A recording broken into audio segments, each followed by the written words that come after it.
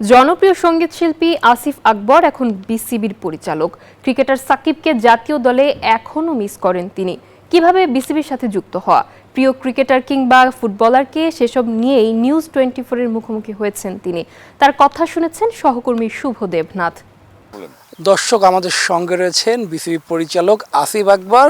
Singer হিসেবে পরিচিত থাকলেও তার আরও একটি পরিচয় রয়েছে, তিনি কিন্তু বিসিবির ডিরেক্টর দায়িত্ব পালন করছেন। আসিফ ভাই, শুরুতে জানতে চাও, যখন বিসিবি পরিচালকের দায়িত্ব পেয়েছেন তখন সম্ভবত যুক্তরাষ্ট্রে ছিলেন, তখন মাথার মধ্যে কি বিষয়গুলো চিন্তাগুলো কাজ করতো তখন? আমি প্রথম যখন খবরটা পাই এবং নির্বাচিত হই, তখন আমি ফারুক ভাইকে ফোন দিয়েছিলাম, আমাদের সিনিয়র ক্রিকেটার এবং আমাদের ভাইস প্রেসিডেন্ট। তো ফারুক ভাইকে বললাম, ফারুক ভাই আমি আসলে কিভাবে কন্ট্রিবিউট করতে পারি। তখন ফারুক ভাই বললো, তোমার পছন্দ কি? আমি বললাম, এজ লেভেল আমার পছন্দ। এজ লেভেলের যে বঞ্চনাটা, কেন তারা খেলতে চায় না বা কেন মাঠে আসে না, সেই কষ্টটা আমি বুঝি। সেই জন্য আমি এজ লেভেলে কাজ করতে চাচ্ছিলাম এবং সেটাই পেয়েছি আমি এবং কাজ করছি। আপনার যে দেশ দেশ দেশ সবার বাংলাদেশ, এই গানটা তৈরি করেছেন, কি মাথায় এনে গানটা বানিয়েছিলেন? জায়দান রাব্বি নামে একজন ছিলেন, তো সে আমাকে ফোন করে বললো, ভাই ইব্রাহিম টিপু একটা মিউজিক করে ফেলছে সবার বাংলাদেশ, নেক্সট আমাদের জিম্বাবুয়ে ট্যুর আছে, এই জিম্বাবুয়ে ট্যুর উপলক্ষে আমরা বাংলাদেশে একটা থিম সং করতে চাই, এই থিম সংটা ক্রিকেট আপনি গাইবেন।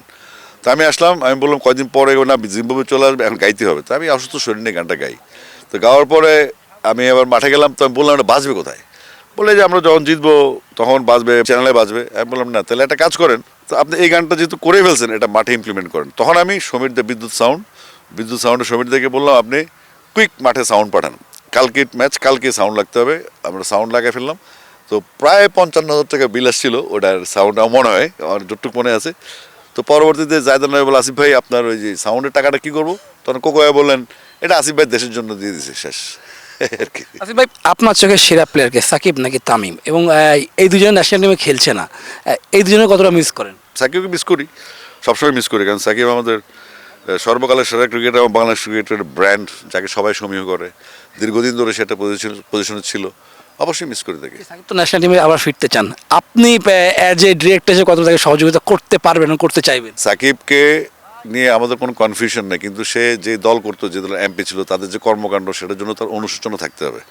এই অনুশোচনার পরেই দেশ সিদ্ধান্ত নেবে, কারণ দেশে আপনি রক্তের উপর দিয়ে তো কিছু হবে না। ক্রিকেটের পাশাপাশি ফুটবল তো দেখেন, আপনার প্রিয় প্লেয়ার কে, মেসি না রোনালদো, এবং কার খেলা ভালো লাগে?